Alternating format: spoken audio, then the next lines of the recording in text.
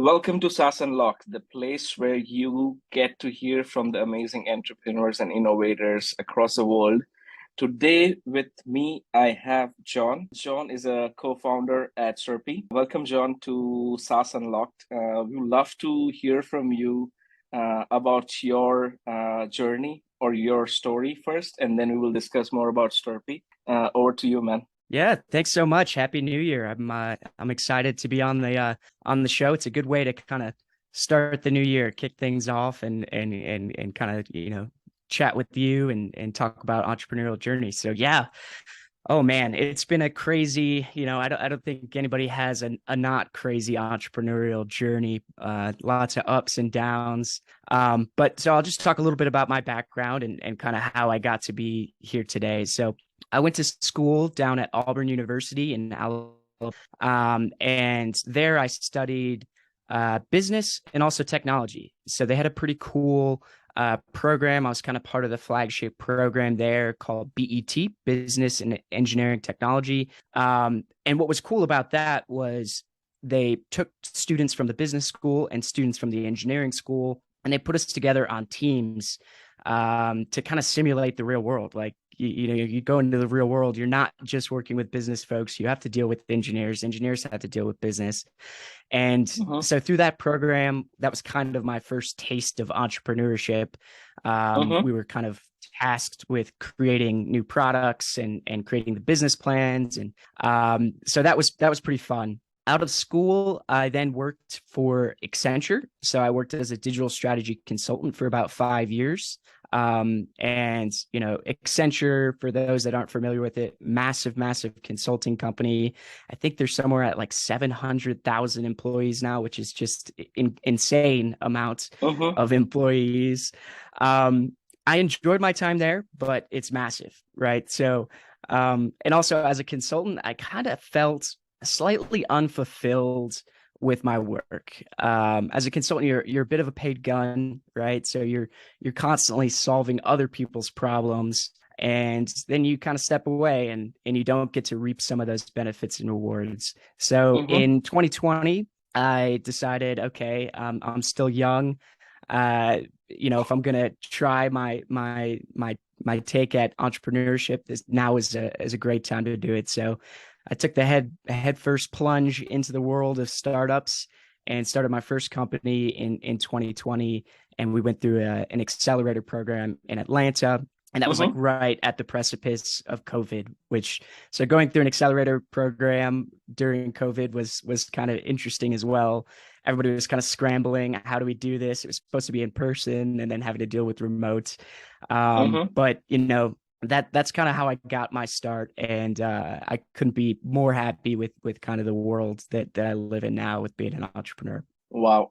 So this is quite interesting journey. And when you say you were inspired by your passion towards entrepreneurship, when it comes to product or the startup idea, how did you get inspiration to create such product? Maybe you want to shed some light here. Yeah, absolutely. So I got to give a lot of credit to my co-founder Filippo. So it was actually Filippo's idea. He's the technical brains and genius behind Sturppy, and he comes from an entrepreneurial background as well. And he had built a couple of different businesses and was kind of building financial models, and was like, there just needs to be a better set of tools than Excel to do this.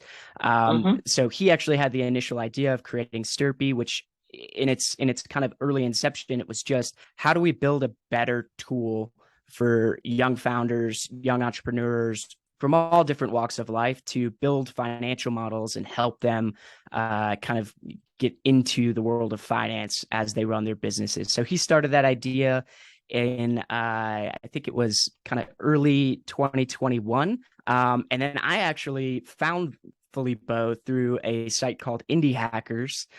So if any listeners are familiar with Indie Hackers, it's a great forum for kind of young entrepreneurs that are early in their journey. And so I hadn't actually met my co-founder for the first 12 months of working with him.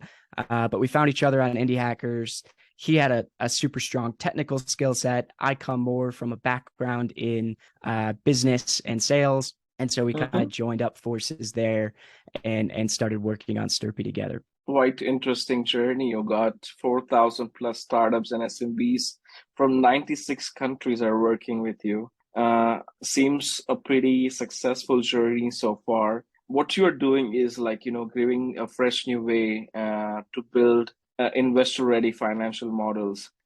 So maybe you want to explain a bit about the product itself, on how somebody can start using it, and what is something that they can gain out of it.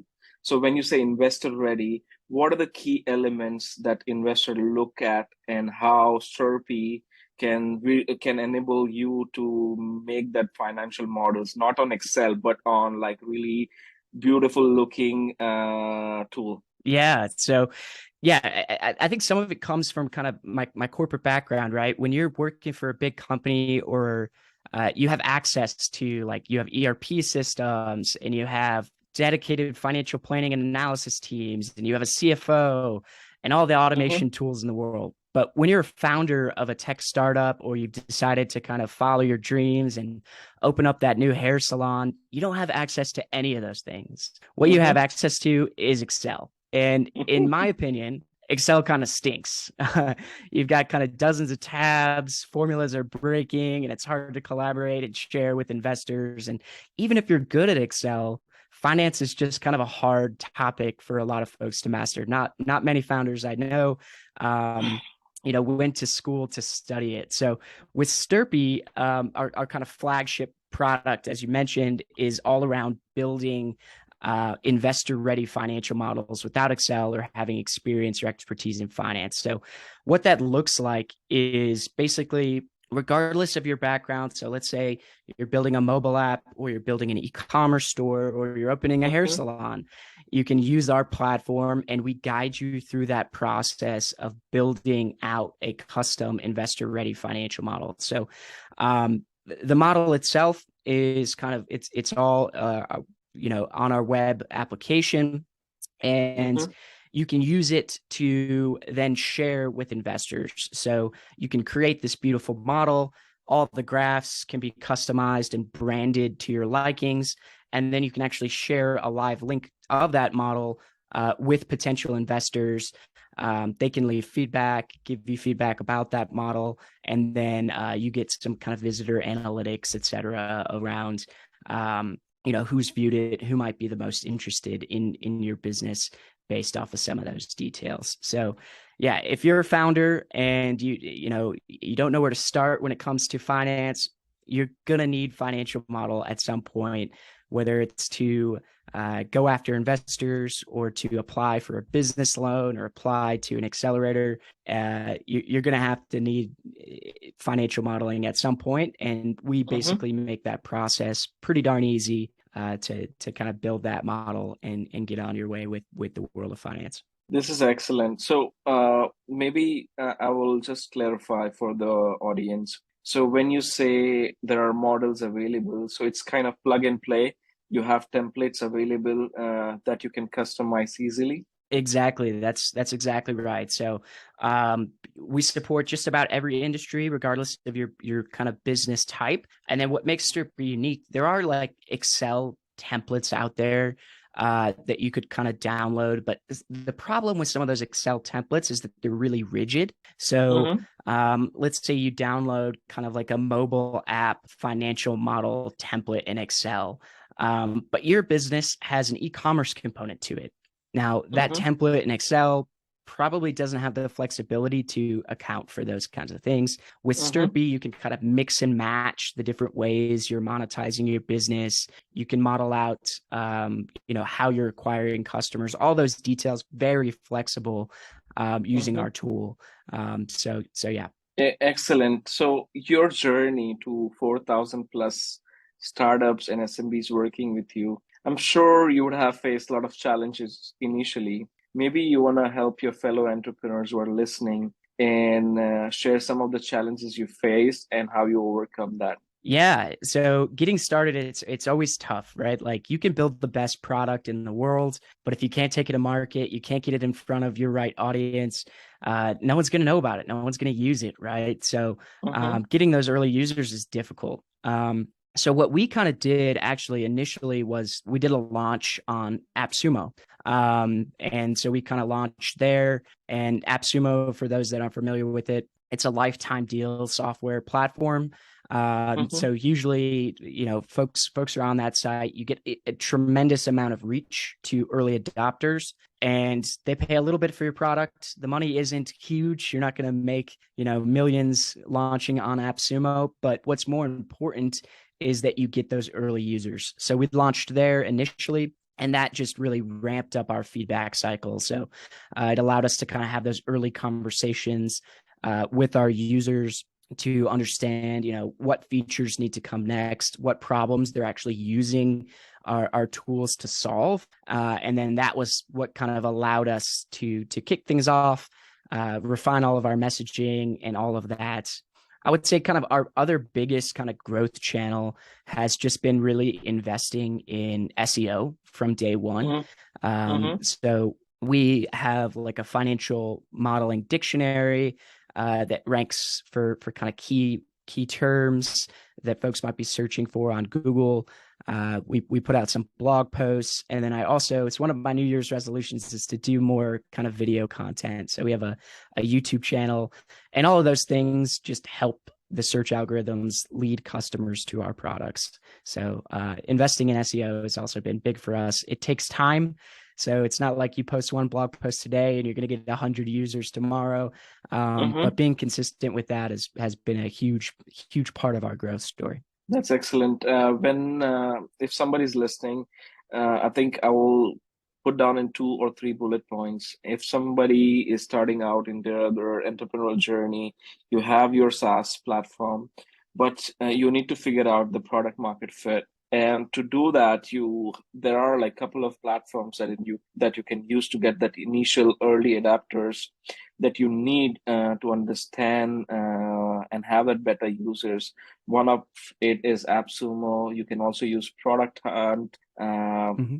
And both of these platforms are powerful. And as you mentioned, SEO is one of the key long-term game. So again, investing your time, efforts in SEO goes a long way. So thank you for sharing that. I have another question for you. We all learn from our journey, and what has helped, how has your product helped to change the way businesses do business? Or maybe I can reframe that. Did you hear any stories from founders after using your product? They were able to, like, proudly go to investors with their numbers, and they actually got funding. So that's the whole point, right? You are getting a good financial model in place so that you can raise funds for your business. Maybe you want to share a story or two. Yeah, I have founders all the time, and it's like what fuels me when a founder will come to me and say, John, I knew I needed financial modeling. I knew I needed to learn about the world of kind of how to talk about the metrics with Mm-hmm. investors, how to feel comfortable with those things. And they say, they've either found some YouTube content and then found our site that way. But really kind of educating folks about finance has been so rewarding to hear folks come and say, I knew nothing about finance before, and now through your platform, I'm able to talk confidently about my business, the numbers behind my business, and look really smart in front of investors. So that's been huge. We have tons of founders that have used our platform to raise funds. So I think last year, of what we know from founders actually telling us, they raised somewhere between, I think it was around $27 million in early stage funding. All customers of ours that have used our financial models to kind of go out and pitch investors. So it's been very kind of rewarding to hear those stories. I just got an email the other day And it was like from a lawyer, and I was like, what does this guy want? And he was doing diligence using our Mm-hmm. tool.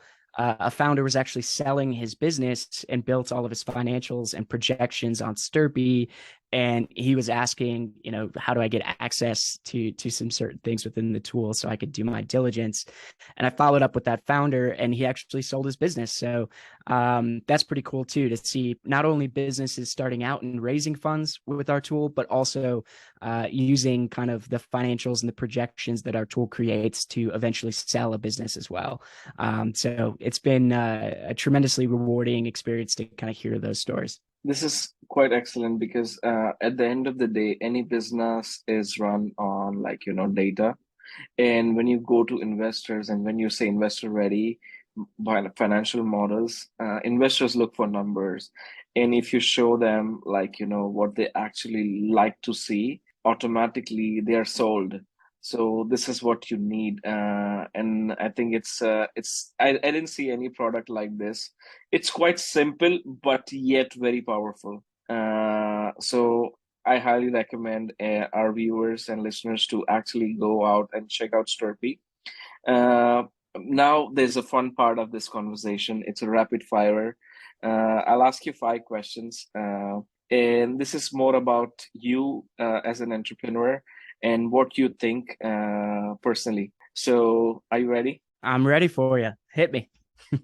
Name one other company and CEO that inspires you and why. Oh man, one CEO that inspires me, I think I gotta go with Elon Musk. I know it's kind of controversial. He's kind of in the limelight right now for the Twitter acquisition, but I just think the amount of the breadth of products that he's kind of been a part of creating, from SpaceX that just raised at a tremendous, I think, $137 billion valuation this past week, to actually he's part of co-founding OpenAI and ChatGPT 3. So his antics and kind of troll behaviors aside, I think Elon Musk is quite the innovator, and someone to look up from a product perspective. I'll just say that. You know why I'm smiling? Because this is the second interview today. I was interviewing one more person before you, and he exactly started the same thing. It's Elon Musk, and it might be controversial, but this is exactly, you should listen That's to funny. the founder of Social Juice. You will see his podcast live soon. So yeah, it's quite relatable because I feel the same. Because although he's doing stuff which are controversial, but I feel he's a great marketer. Because if you're trying to create something, people will have something to say, and some Yeah. might be good and some might be bad. And if you're creating controversy, controversy is biggest word of mouth that you can get for your business. So valuation of your companies go bigger.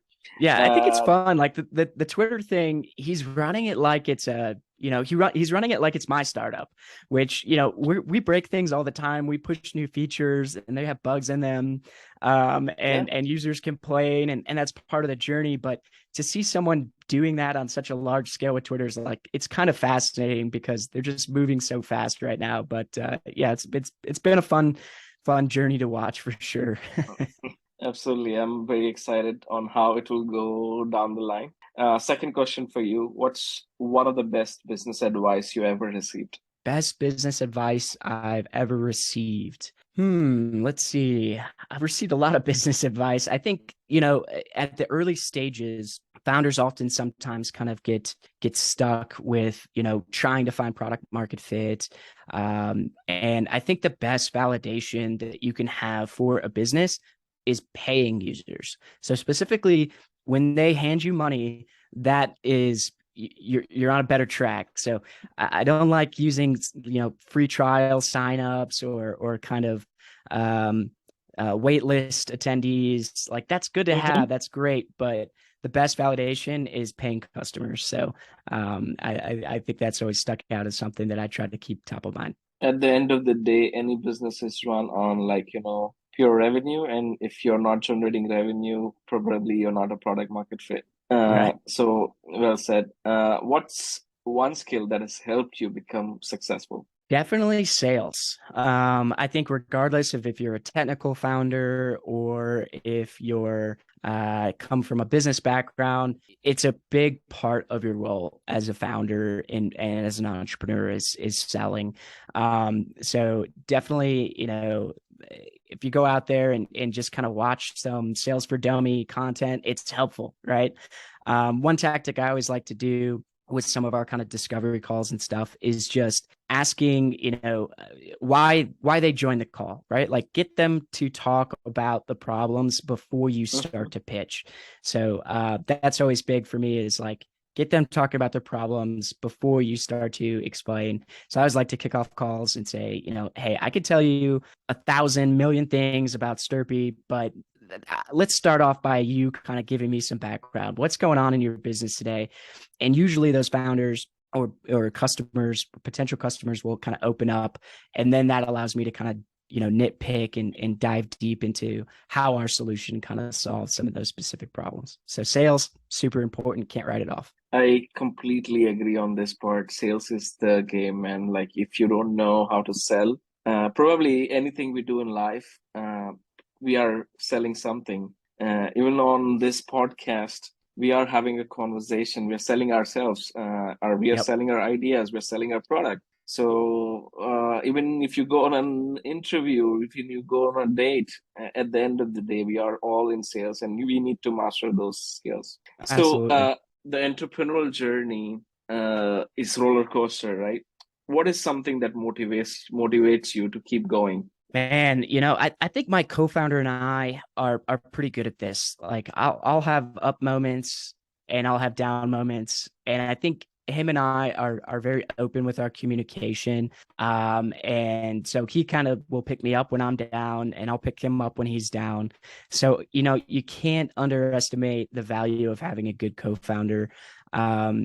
It's huge for me. And so having someone that's going to support you when times are tough is huge. Well said, Mao.